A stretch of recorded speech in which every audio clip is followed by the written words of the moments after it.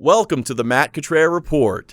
These are the extraordinary stories of extraordinary individuals. Today we've got some really cool guests. Both of these guys are from Goodfellow Air Force Base, and they're firefighters. And they're bringing a really special event to San Angelo. It's the Suicide Prevention Walk that's going to take place in early October. Ladies and gentlemen, my friends, Mr. Matt Adcock and Mike.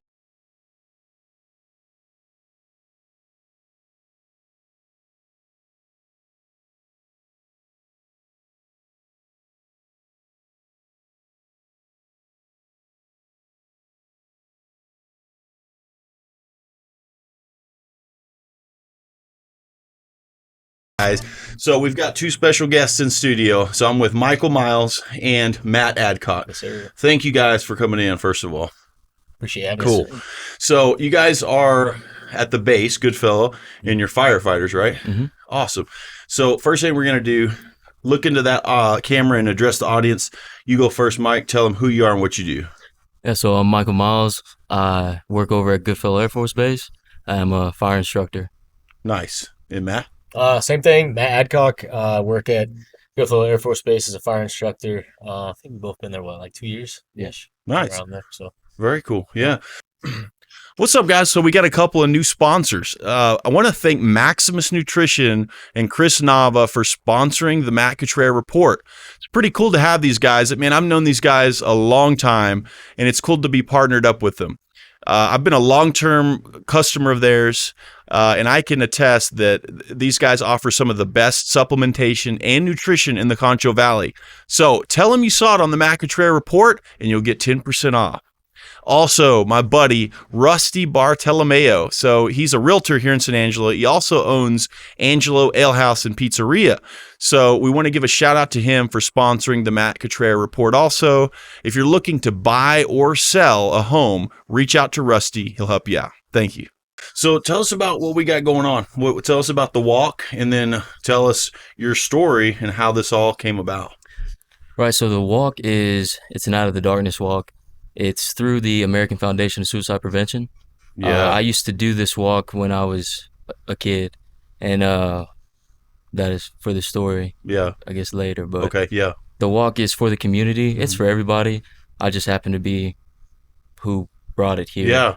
And American Foundation of Suicide Prevention, they're a national organization, and they have the highest, not the highest, but they deal with suicide prevention. They have the furthest reach. I guess. I see what you're saying. Yeah. Very cool, man. So West Texas Guidance and Counseling actually does a suicide prevention deal. Have you ever been to that, the candlelight deal? The Shine the Light? Yeah, Shine the Light. I didn't know about it until I started doing this walk. Okay.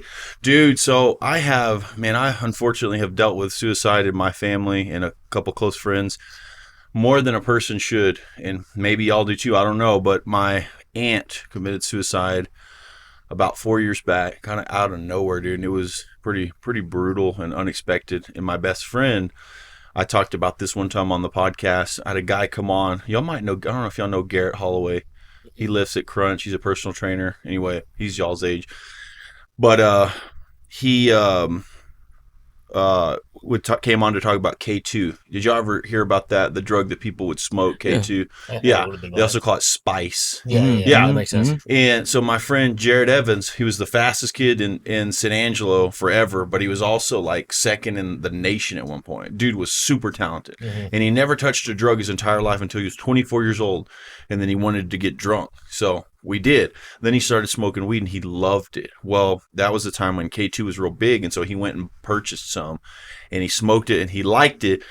But he had, I guess they called it, he had a predisposition to schizophrenia. It ran in his family. Shit. So he ended up getting drug-induced schizophrenia and he completely lost his mind. Yeah. Like to where he was walking around the streets of San Angelo, homeless, holes in his shoes, and people would call me and be like, I think I saw Jared, but I'm not, there's no way that's him. And I was like, yeah, and we're trying everything we can. And his family tried everything. He was in and out of jail, in and out of institutions.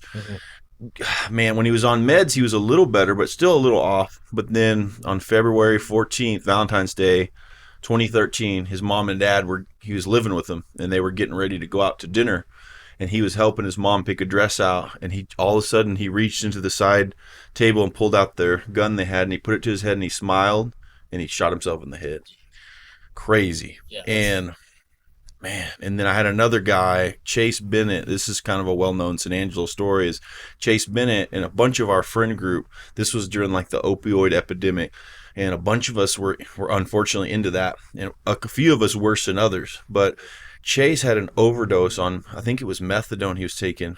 This was before the fentanyl stuff came about, but he was hospitalized and he recovered. But after he recovered, he was never the same. It was like whatever the dopamine, the natural dopamine in your brain, it was like gone. He could never be happy about anything again. You know what I mean? It just changed him. So he took his life as well. Anyway, I say all that to say it's really affected me, and I went to that shine a light through West Texas Guidance and Counseling this last year, and it was really spectacular. I mean, it was very cool. I got up and spoke. Everybody gets a chance to do that if you're a suicide survivor, and you get to walk along the river. It's candle lit. So, man, bringing this to San Angelo, this walk, I think it's a really good thing for everybody involved. We need more stuff like this for suicide survivors. So, when is the walk, first of all? So the walk is October 4th. Okay. And the check-in time will be at 8 o'clock, and the walk start time is at 9 o'clock. 9 o'clock. And where's it going to be held at? The river? It's going to be over at the Unidad Park. Oh, is it? Mm-hmm. Okay. And are there options on, is it a walk or a run too? Or? So it's just a 5K walk. Okay. Cool, man. So have your life been touched by suicide as well, Matt? Yeah, not so much, as personally as others. Right. My mom was affected by it growing up. My real grandfather, never got to meet him, but Vietnam really took a toll on him. Yeah. So when he came back, he was never the same. So I kind of grew up just seeing not like obviously a direct route, but just like a secondary route to where that can affect people's mind. Yeah. But just beyond that, like going into our job, I never really understood what goes into firefighting until basically went through tech school here back in 2016, and then went on to my first base. Malmstrom Air Force Base in Montana, which obviously has winter, has the cold, has the full seasons of getting dark, and then that's when the depression hits. Yeah, that's what I've heard. The worst part is when the darkness rolls out and you got that springtime coming, when warmth comes, snow melts, everybody has that hope, and then when they lose that hope because it's hot and they're still sad, that's when they usually end up taking their lives. So I saw a lot of it, through that, working, going to calls, going to emergencies. Yeah. We had a lot of ideations. Unfortunately, we had a few that were successful, and then it just continued on through when I went to Alaska for 4 years. So just like seeing that I've been in for 10 years, seeing that for so long. We try to emulate how to react to that. Okay. To the younger guys. Yeah. Especially being an instructor, we're trying to teach these 18-year-old kids what to expect. So yeah, that's good. That's really how I wanted to be a part of this walk. I like that, dude. Yeah. Well, what about you, Mike? Tell us about your story. How has your life been affected by it? So in 2009, my friend next door, his name was Daniel. We lost him to suicide. That morning, my brother and I were. It was the summer going into my freshman year. Yeah. And we were just at home. It was just the two of us. Dad was at work. Mom was picking up my sister. And Daniel called in the morning, asked if we can go help with yard work. And we had asked my mom, and she said, hey, make sure, you clean your room first. Mm-hmm. So we hung out for a little bit, and we started walking over there. As we started walking over there, we could hear the ambulance. And as we got to the front yard, the ambulance pulled up, and the neighbors that lived behind us, the parents were out there. Yeah. And they, it's like the scene control. Yeah. And told us we couldn't go over there and something bad had happened. Yeah. So afterwards, my brother and I walked back, and I'm just looking at him. I was 13, my brother's 15. Daniel's 12. And then my best friend, James, one of his older brothers, he was 13. Yeah. So went back home, and my brother, I was just asking him, hey, what's going on? Yeah. And he's 15, so he's telling me he didn't know either. He just thinks something bad really happened. Yeah. So my mom gets back and she's trying to figure out what's going on, and we ended up going back inside, and one phone call came in and said that, he had attempted suicide, and the next one I remember, she had told me he was gone. Dang. Yeah. So my friend James had called us over there right after that, and we just sat down kind of like this. Really? And it was James, my brother, and me. Yeah. And he just told us he had went inside to get some water, and he was taking a while. Yeah. So James went in there, and James found him. Dang. Yeah. And then, so that is how I was affected directly. Yeah. Dang, man. Yeah. I mean, have you guys ever had any, because I'll tell you, I'll get pretty personal about something that I experienced, but have y'all ever had any direct experiences with suicidal thoughts or ideation or anything like that personally? I mean, yeah, Alaska, you got to really watch yourself there. Yeah. I mean, I was living in interior Alaska for 4 years. He lived on the coast for, 6, 5? So, I mean, you're looking at the wintertime, winter solstice, it's basically 23 hours of darkness. So you're talking like you really got to look out for the homies. You got to look out for yourself. Yeah. You got to basically, like, if you don't work out, force yourself to work out, do something, find a hobby. Yep. Because it can just really, really work on you. Yeah. There's right around COVID, I think was probably the darkest point for me. Started drinking a lot. Yeah. Just really not getting out of the house too much, out of like sickness. Everybody was sick pretty much during that time. So it was really tough. Right. So, but as long as, you just have to have good support around you. That's I think true. Is what really, really helps. That's crucial. Absolutely. Yeah, it is. It can make all the difference. I really could imagine something like that at a young age, though. I to be know. honest with you. Right. Yeah. I remember real quick, I had not an uncle. He was a family friend, but I thought he was my uncle. He was so close to our family. His name was Bob Wolf. And he had something to do with our ranch that we have, worked on it or something. And he shot himself. He took his life, and I was probably 10 or 11. And I remember being told that, and that's the first time I'd ever heard of anybody doing that. Mm-hmm. And for some reason in class that came up, they were educating us on something, and I just like broke down and told them that he had shot himself. And it's like a big deal. Like they had to call my parents up to the school to see if I was all right. And they were like, yeah, it was, because I said it was my uncle. And they're like, no, it wasn't his uncle, but he was kind of like an uncle. But that was the first time I'd ever that it ever affected me. I'd ever thought about that even. And what's interesting is like, well, first of all, Mike, have you ever had any personal experiences with that? In some ways. So when I was younger, it's not that's something we just never talked about. Yeah. So that happening changed a lot of things. I got to see how it affected me and then those around me. Yeah. But it's just something we never spoke about, really. Right. I've been married to my wife for about 10 years now. Wow. Almost. Congrats. Yeah. Appreciate it. That's and cool. The first time I told her the full story was this year. Really? Yeah. Dude. Mm-hmm. So it's like something that I got good at, which was just not speaking about stuff. I talked a lot less and I paid more attention, just listen to people. Yeah. And then going through the academy in 2017, I got stationed in Alaska for 6 years. Wow. And at J-Bear, which is down in So y'all were Anchorage. Together there? No, so he was in Austin. He was That's like crazy. 6 hours gap. Okay. Yeah. Mm-hmm. And again, ran a lot of calls. Never talked about stuff that happened when I was a kid. Right. But I got to go and see what happens on the inside. Yeah. And run the calls. Right. So that was a eye opener. Yeah. In a sense. Yeah. Do y'all do any of that now? Like with calls? Like No. Okay. No, we have the base department.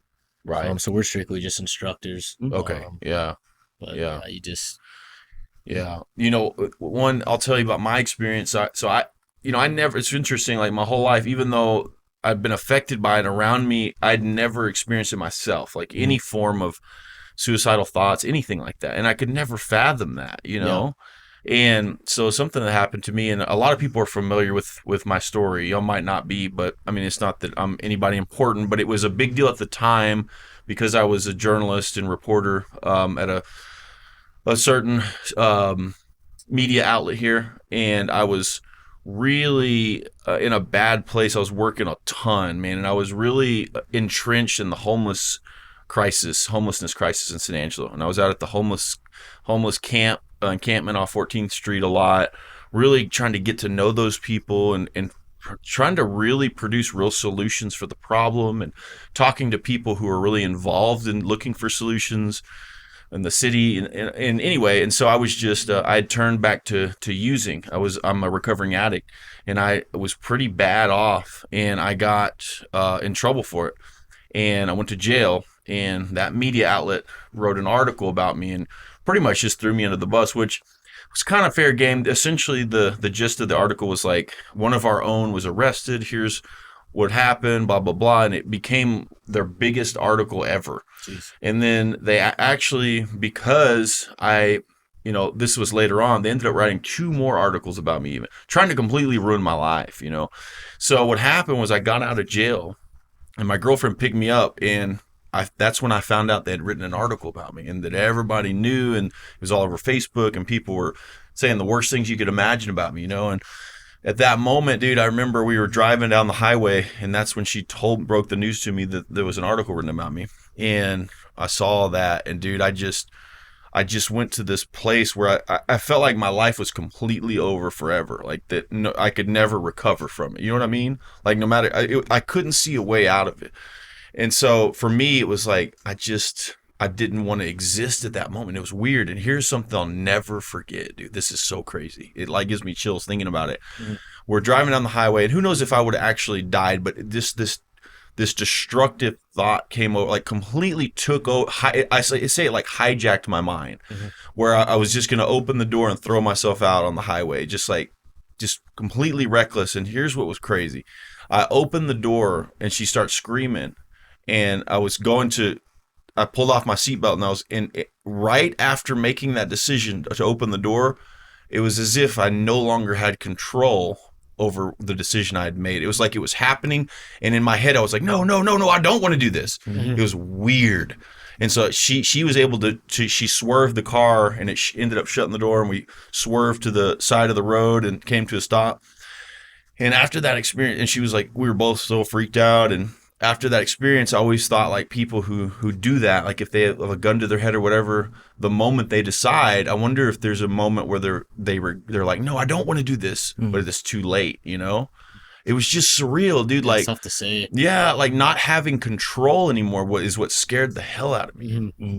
So I think it can happen to anybody, Absolutely. It really can. Yeah.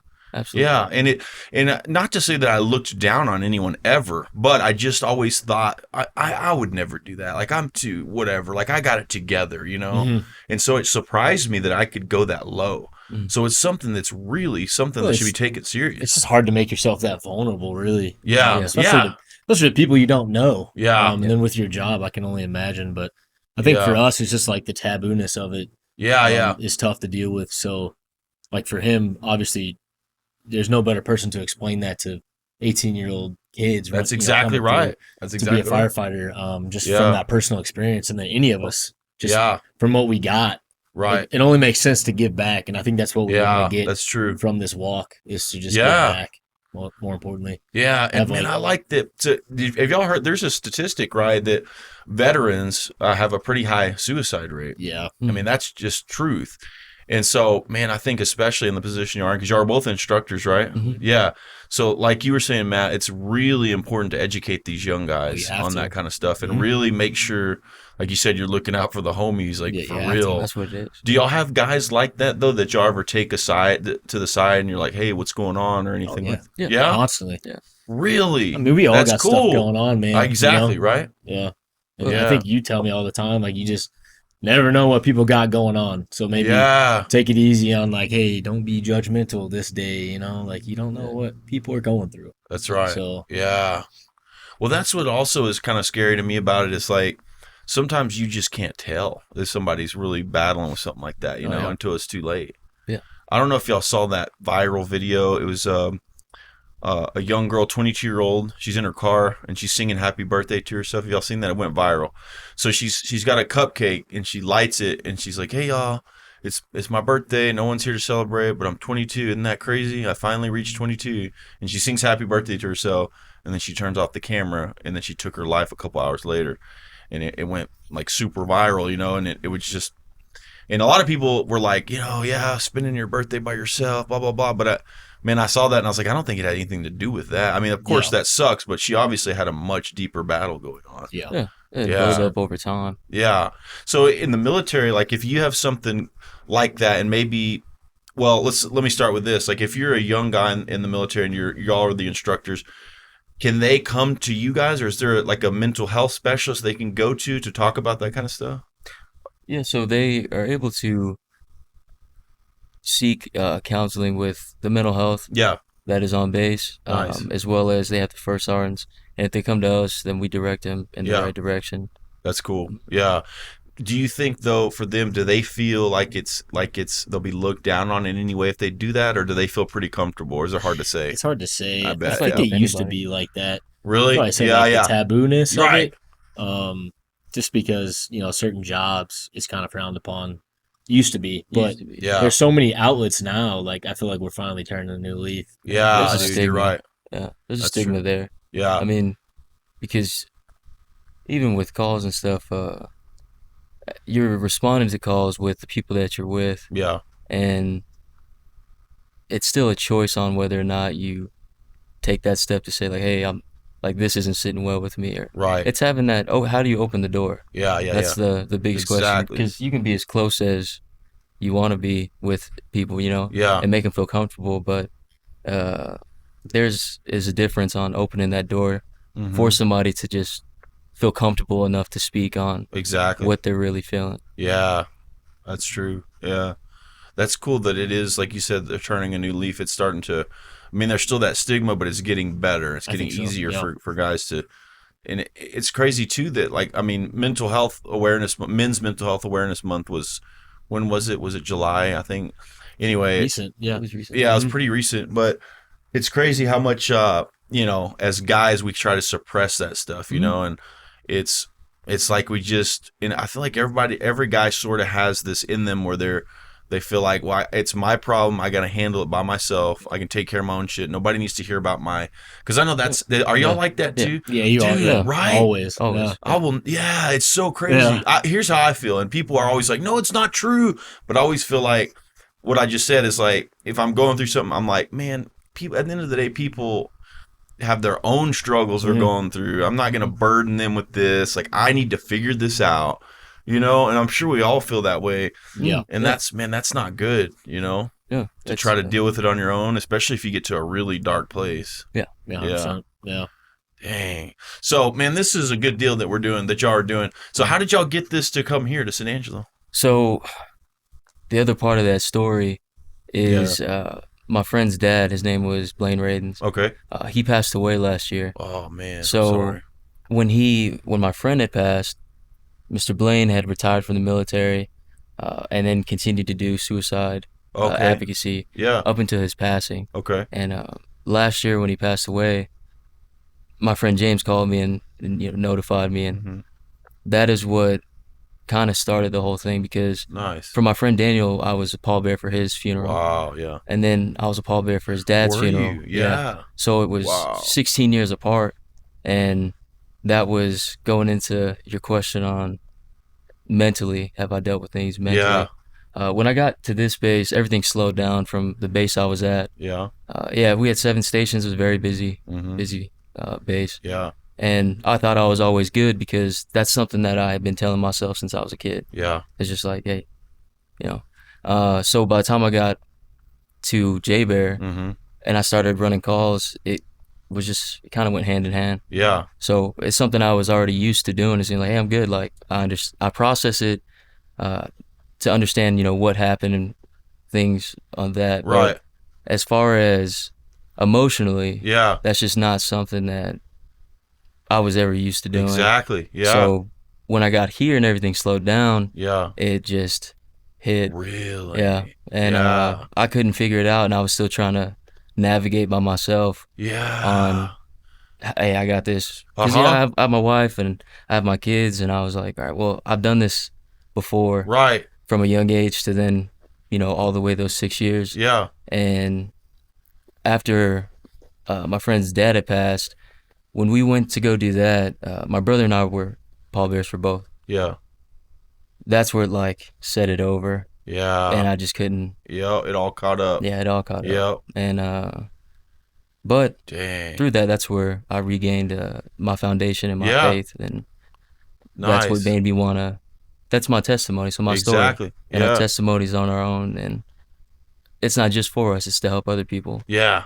So that That's is right. how I just emailed the organization, and Oh, did you? Yeah. Okay. and they just Yeah. So that's how it went. That's You great. had asked me one day like if it was a crazy idea, and I was Mhm. like, "That is not a Really? crazy idea. Yeah. That I know, is yeah. a perfect plan." Yeah, absolutely. Because, That's cool, you man. got the vision. And Yeah. like, yeah. It's Yeah, dude, we all need this man more of right that here. for sure. Yeah. We got to get the word out. This will absolutely help, And what's the date again? October 4th. October 4th. It's at Kirby Park. And how do people register? Unidad. Oh, I'm sorry. It's all good. Unidad, yeah. Unidad. How do people register for it? So they can go on the AFSP website. Okay. It'll just be afsp.donordrive.com/San Angelo. Okay. And then we have flyers that we're trying to really push out All right. all over town, Okay. and some on base that we're able to. Yeah. Because it's not, I was affected when I was a kid, general population. Yeah. We're firefighters. We Mhm. went through this academy. Yeah. And a big part of that was for those students is giving back. Right. So it's Okay. like, hey, this is just more awareness on, you get to see how it affects those family members, Uh-huh. and then also the responders. Yeah.